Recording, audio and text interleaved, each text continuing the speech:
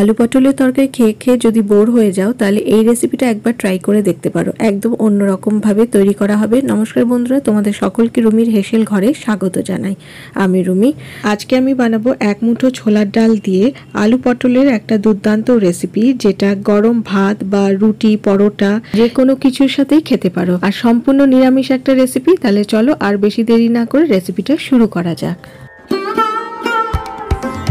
আমি এখানে আলু ও পটল কেটে রেখেছি, আর দুটো মিডিয়াম সাইজের আলু খোসা ছাড়িয়ে ডুমো ডুমো করে কেটে নিয়েছি। আর পটল আমি বড় সাইজের 5টা নিয়েছি, আর পটলের অল্প খোসা রেখে কোনাকুনি করে কেটে নিয়েছি। আর নিয়েছি এক মুঠো ছোলার ডাল। এই ছোলার ডালটা ভালো করে ধুয়ে নিয়ে অল্প একটু জল দিয়ে ভিজিয়ে রেখে দেবো প্রায় 1 ঘন্টার মতো। আর এদিকে একটা পেস্ট তৈরি করার জন্য আমি মিক্সি জারের মধ্যে দিয়ে দিলাম আদার টুকরো। আমি এখানে 1.5 ইঞ্চি আদাকে টুকরো করে নিয়েছি।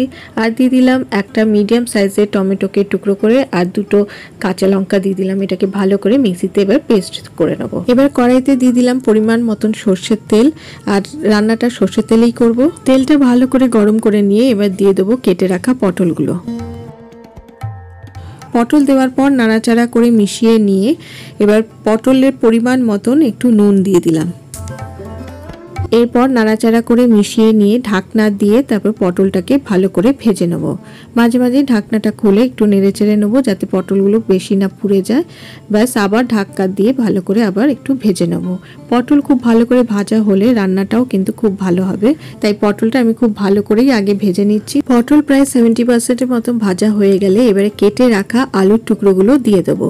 আলুগুলোকেও বেশ ভালো করে পটলের সাথে ভেজে নেব।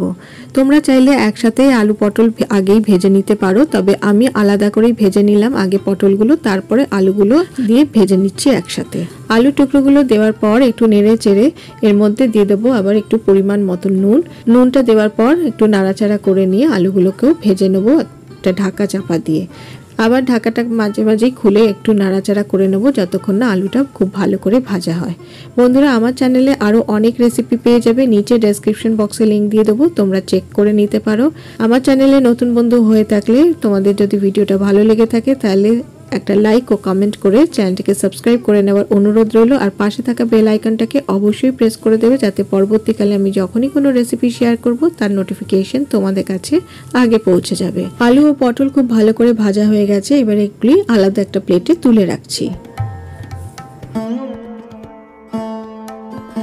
আলু ও পটল তুলে নেওয়ার পর আমি তেলটাও একটু কমিয়ে নিলাম, আর বাকি যে তেলটা রয়েছে এই তেলের মধ্যে ফোড়নের জন্য দিয়ে দিলাম একটা শুকনো লঙ্কা, একটা তেজপাতা, গোটা গরম মশলা, দিয়ে দিলাম একটা দারচিনি স্টিক, দুটো এলাচ আর দুটো লবঙ্গ, আর দিয়ে দিলাম 1/2 চামচ গোটা জিরে। ফোড়নটা এবার একটু নেড়েচেড়ে ভেজে নেব।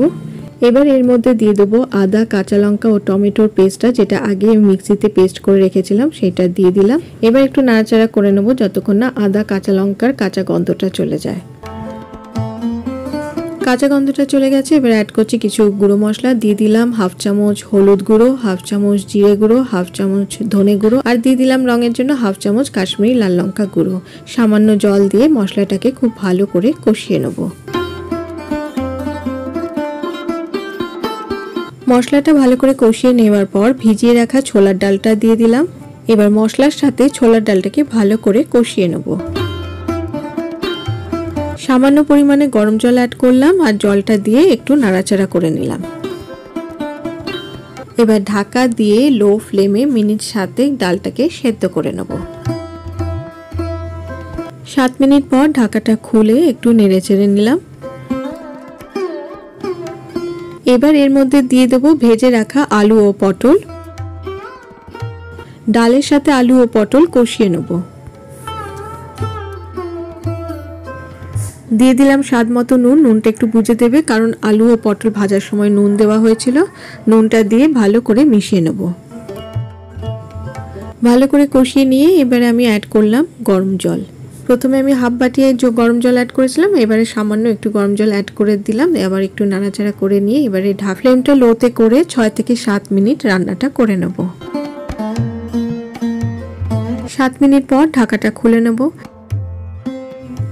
যেহেতু আলু ও পটল খুব সুন্দর করে আগেই ভেজে নেওয়া হয়েছে, তাই জন্য আলু ও পটল সেদ্ধ হতে খুব বেশি সময় লাগবে না। ডালটা সেদ্ধ হয়েছে কিনা একটা চামচের সাহায্যে ডালটা একটু তুলে নিয়ে দেখে নেব।